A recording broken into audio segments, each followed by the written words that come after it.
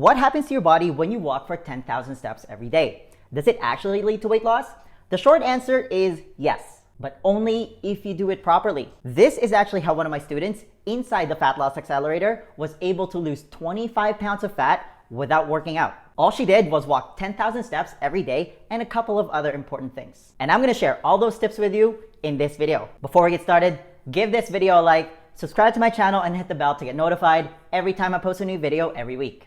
Okay, a lot of people don't really consider walking as a form of exercise, let alone something that leads to weight loss.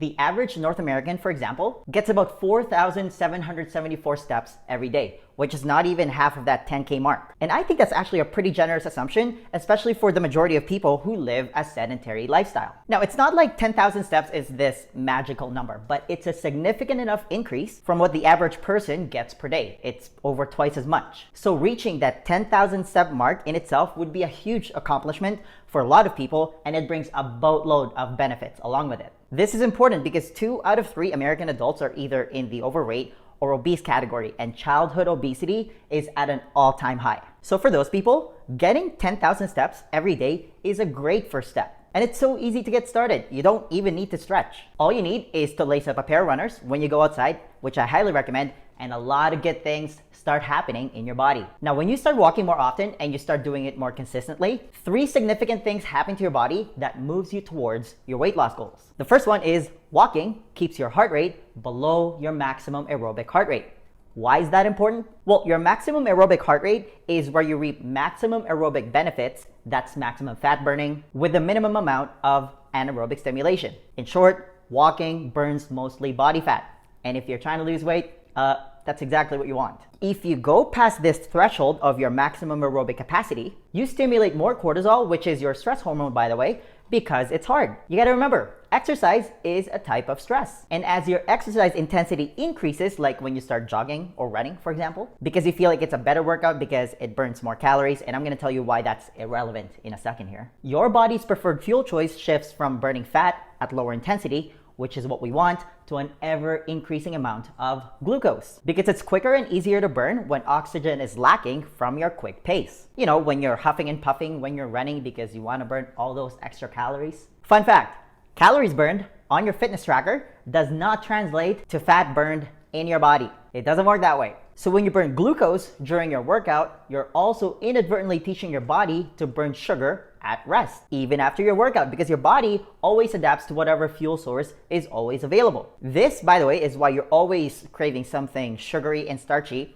after your run. In fact, there's a study done on endurance runners, and they found that endurance runners tended to have chronically high cortisol levels because they're stressing their bodies way too much. And chronically high cortisol levels leads to chronically high insulin levels. And chronically high insulin levels opens up Pandora's box to all sorts of nasty disease like diabetes, obesity, and cardiovascular disease. For example, a typical endurance runner who spends 10 to 20 hours of running every week still carries like 10 to 20 pounds of body fat, even though they're burning tens and thousands of calories from training. It doesn't make sense. They should have like 0% body fat. Again, calories burned during your workout simply doesn't translate to body fat burned.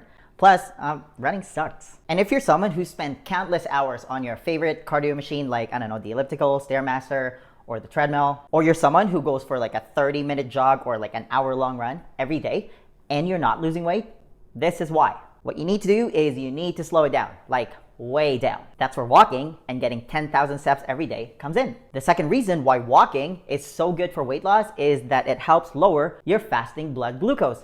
And your fasting blood glucose is directly tied to the amount of insulin that your body needs to produce to manage your blood sugar levels. And I talk a lot on my channel about why moderating your insulin levels is extremely important if you're trying to lose weight. So make sure you check out my other videos about it. The third reason why getting in 10,000 steps every day is so beneficial for your weight loss goals is that it upregulates your fat burning metabolism. Because again, you're mostly using fatty acids for fuel because you're staying in the aerobic zone. Aerobic literally means with oxygen, and fat burns well in the presence of oxygen. Walking also improves your ability to burn fat at rest. Now go ahead and hit that like button if you just learned something new right there. Other benefits include improved cardiovascular function, which means that your heart can pump more blood throughout your body, improve mitochondrial density, it strengthens your bones, joints, and connective tissues, it builds a stronger immune system, and you get increased energy because you feel good and refreshed after your walk. This is why I always say that not every workout needs to be a near-death experience every time. Like if I start feeling lethargic when I'm working, that's usually a good sign that it's time to go for a walk, and I feel 10 times better afterwards every single time. You also have to remember that our Paleolithic ancestors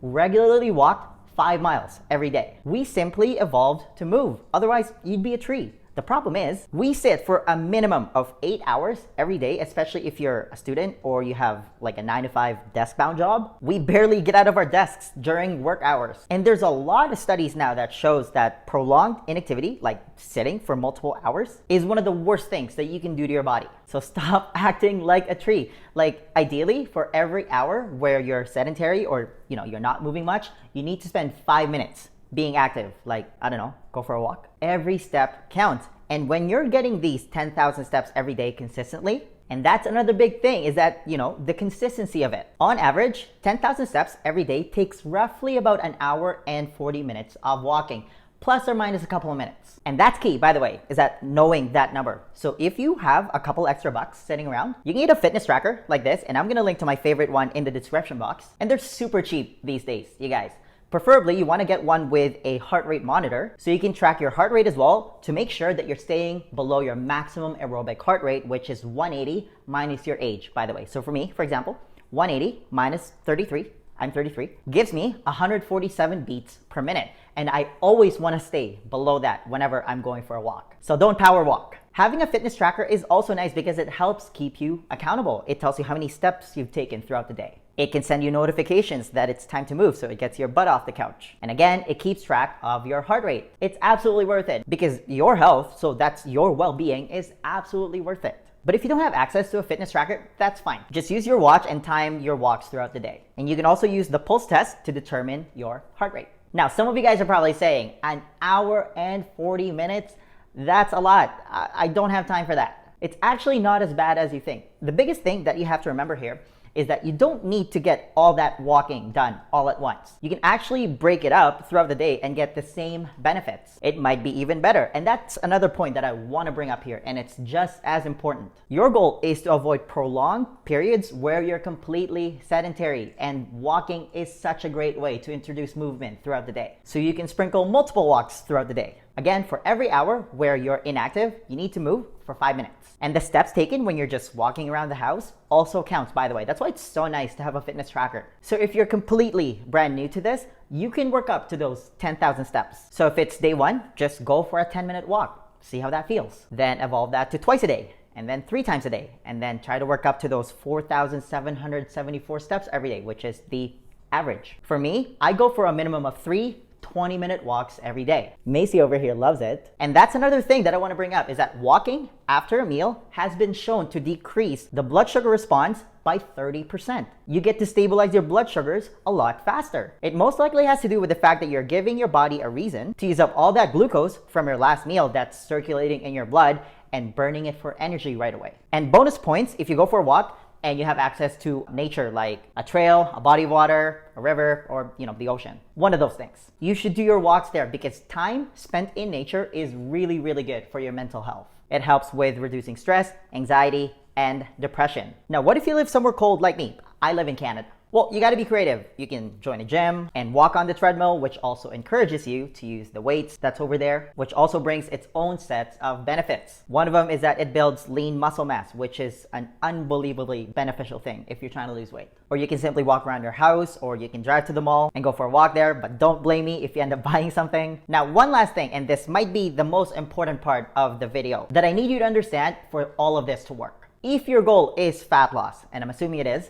walking only plays a supporting role in all of this. Walking isn't a magic pill. Like, you can't keep eating a crappy diet and start walking and expect the pounds to come off.